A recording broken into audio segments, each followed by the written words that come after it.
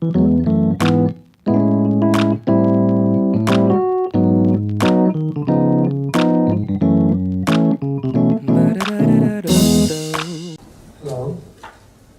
Before beginning my talk, I want to apologize to the people who don't understand Korean, because I'm going to use my mother tongue so that I could make my point clearer.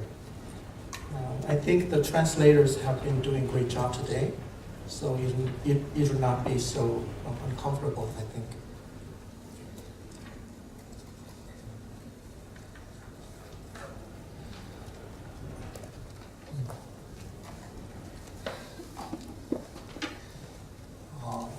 블록체인 기술은 미래 경제, 정치, 사회의 많은 부분을 바꿀 수 있는 혁명적인 기술로 인식되고 있습니다. 이른바 분산원장이라고도 불리는 블록체인의 핵심 기술은 P2P 네트워크 기술, 작업증명이나 지분증명과 같은 합의 메커니즘, 전자서명이나 해시함수와 같은 암호화 기술, 그리고 2세대 블록체인에서 본격적으로 구현되기 시작한 스마트 계약 등입니다. 이 기술들은 길게는 수십 년 전부터 우리 곁에 있어 왔던 것들입니다. 그러나 비트코인의 창시자인 사토시 나카모토는 이들을 조합해 인터넷의 개방성에 신뢰성을 추가하는 위협을 달성했습니다. 이건 마치 컬럼버스의 달걀과 같다고도 말할 수 있겠습니다. 블록체인 기술은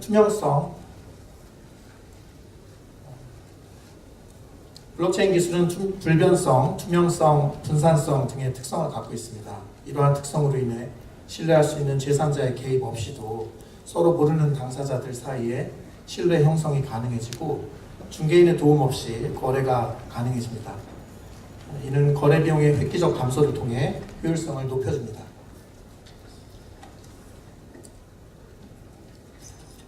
그러나 블록체인이 가져오는 변화에 대해서 일부 사람들은 환상과 공포라는 극단적인 반응을 보입니다.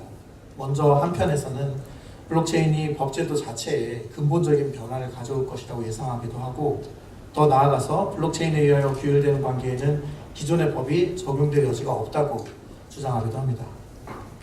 반대로 다른 한편에서는 블록체인이 투기와 사기, 돈 세탁, 테러 지원 탈세 등 탈법과 범죄의 수단이 될 것이라고 주장하기도 합니다. 중국을 비롯한 몇몇 나라에서는 암호화폐의 거래가 불법화되기도 했죠. 이러한 견해의 충돌 때문에 관련 법제도의 정비가 늦어지고 법적 불확실성이 가중되고 있는 것이 현실입니다.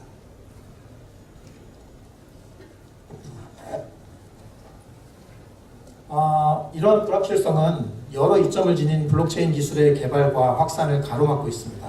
따라서 현 시점에서는 블록체인 기술을 둘러싼 법적 쟁점들을 분석하고 개선 방향을 찾는 것이 무엇보다 중요합니다. 블록체인 기술은 그 범용성 때문에 법적 쟁점 역시 매우 다양합니다. 여기서는 블록체인 기반 기술 자체의 구현 단계에서 문제되는 쟁점과 블록체인에 기반한 서비스 단계에서 문제되는 쟁점으로 나누어 보았습니다. 전자로는 개인정보나 책임 이슈가 대표적이고, 후자로는 암호화폐, DAO나 ICO, 스마트 컨트랙트 등이 문제됩니다. 다만 이러한 구별은 편의를 위한 것에 불과하며, 예를 들어 개인정보나 책임 이슈는 기반 기술은 물론 서비스 단계에서도 역시 문제가 됩니다. 기반 기술 단계에서 가장 문제되는 것은 프라이버시 내지 개인정보 이슈입니다. 이 부분은 핑크 박사님께서 상세히 분석하셨으므로 넘어가도록 하겠습니다. 블록체인 기술을 사용한다고 해서 법적 책임 문제가 사라지지 않는다는 점을 인식하는 것도 역시 중요합니다. 아노 교수께서 재치 있게 지적하셨듯이 우리 법률가들은 쉽게 치워버릴 수 있는 사람들이 아닙니다. 이 부분 역시 아르노 교수님께서 이미 상세히 설명하셨기 때문에 넘어가도록 하겠습니다. 여러 당사자가 개입되어 있기 때문에 공동 책임이 발생하기 쉽다는 점 정도만 지적해 두기로 하죠. 블록체인 기술은 현실 세계와 만나면서 잠재되어 있던 가능성을 마음껏 발휘하는 동시에 기존의 법제도에 커다란 혼돈을 일으켰습니다. 블록체인 기술이 가장 먼저 활용된 분야이자 가장 많은 관심을 갖고 있는 분야는 역시 비트코인이나 이더리움으로 대변되는 암호화폐입니다. 암호화폐의 성격을 어떻게 이해할 것인지에 따라서 법적인 결과는 크게 달라집니다. 예를 들자면 우선 세법적 측면에서는 암호화폐가 지급수단인지 아니면 재화인지가 문제됩니다. 만약 암호화폐가 지급수단이라면 그 거래는 부가가치세 과세 대상이 되지 않지만 재화라고 본다면 과세 대상이 됩니다. 지급수단으로 보는 경우에도 자산성을 인정한다면 양도소득세 부과가 가능해지지만 외환거래의 경우에 비과세인 격과 형평성 문제가 생기기도 하죠.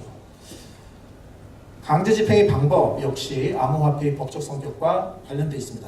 많은 학자들은 암호화폐를 금전이라기보다는 동산과 유사한 것으로 보는데 이에 따르면 암호화폐는 경매 등의 방법으로 환가해서 원화로 채권자에게 배당해야 할 것입니다. 만약 암호화폐가 거래소에 보관되어 있다면 예금 채권에 대한 강제 집행과 마찬가지로 암호화폐 출급 채권에 대하여 강제 집행을 하면 됩니다. 다만 개인 키를 확보하지 못하는 이상 압류는 몰라도 돈으로 환가하는 것은 사실상 어려운 경우가 많을 겁니다. 이처럼 암호화폐와 관련된 문제는 여러 법 영역에 걸쳐 있습니다. 그럼에도 불구하고 규율에 있어서 몇 가지 큰 맥락을 짚어낼 수는 있을 겁니다. 우선 암호화폐는 발행자가 존재하지 않습니다. 따라서 법적 규제는 주로 거래소에 집중되는 양상을 보입니다. 예를 들어 금융소비자 보호를 위하여 거래소 등록 제도를 도입하고 거래 건전성과 신뢰성을 확보하기 위한 규제가 논의되고 있습니다. 그리고 탈세나 외화도피, 자금 세탁이나 테러 자금 지원 등을 막기 위한 전제로서 사실상 거래 실명화 조치가 이루어지고 있는 상황입니다.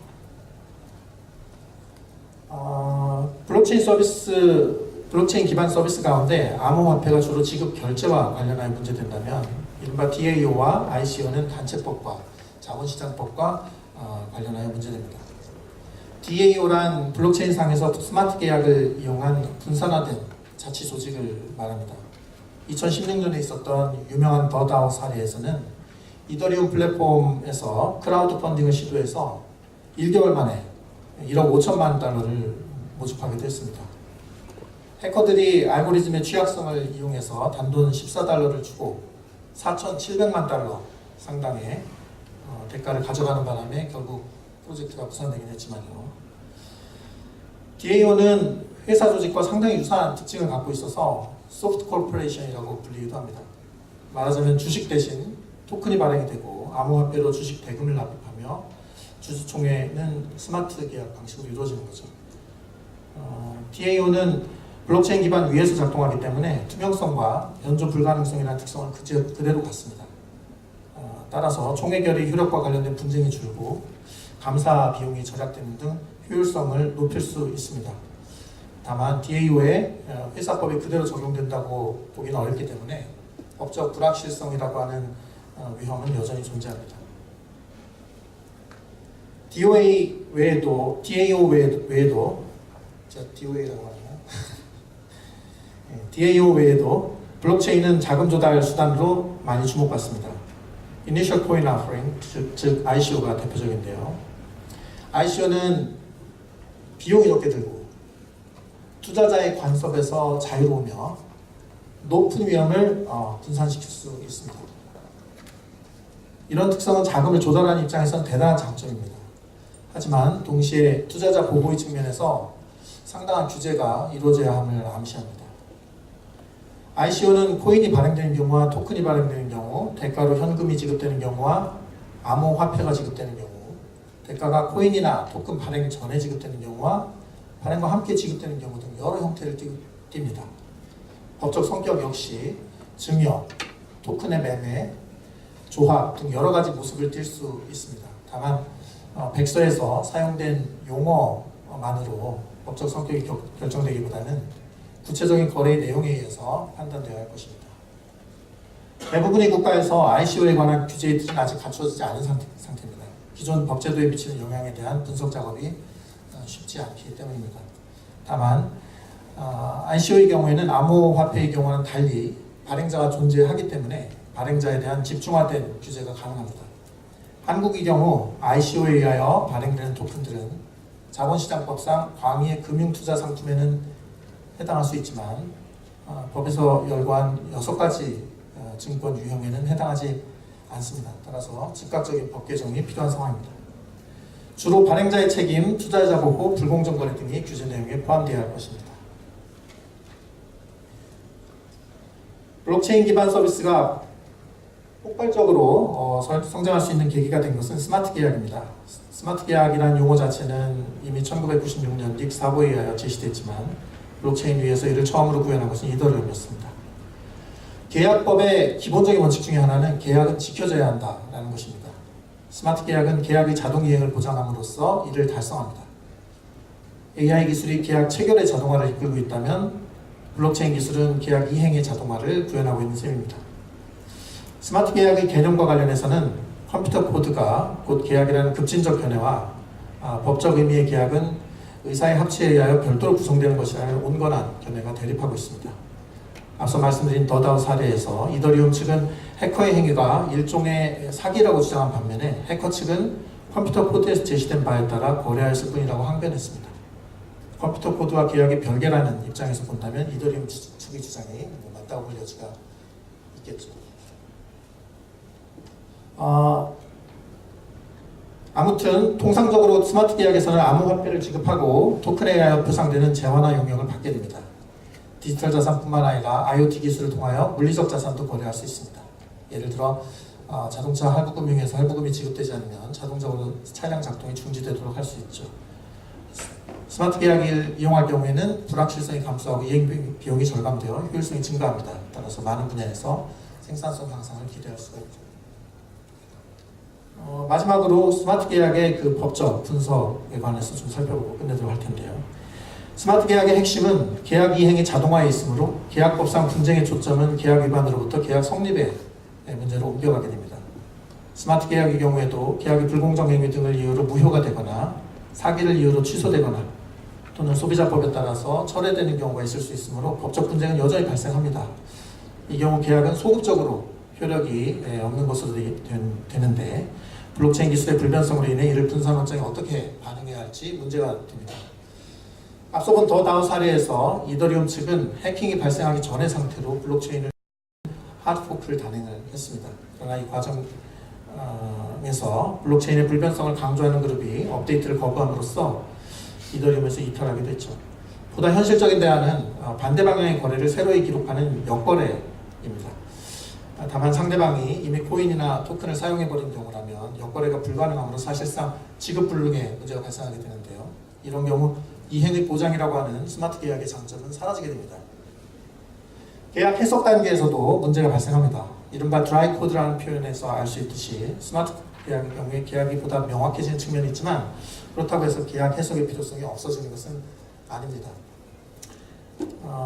특히 장기간 계약이나 관계적 계약에서는 사정 변경의 가능성을 고려해서 의도적으로 모호하게 계약 조항을 작성하는 경우도 많은데 스마트 계약은 이를 반영하기 어렵습니다. 계약 이행의 경우에도 모든 문제가 사라지는 것은 아닙니다. 불안전 이행이라든가 하자 있는 급부의 경우에는 채무부대인 책임이나 담보 책임 문제가 발생하게 됩니다.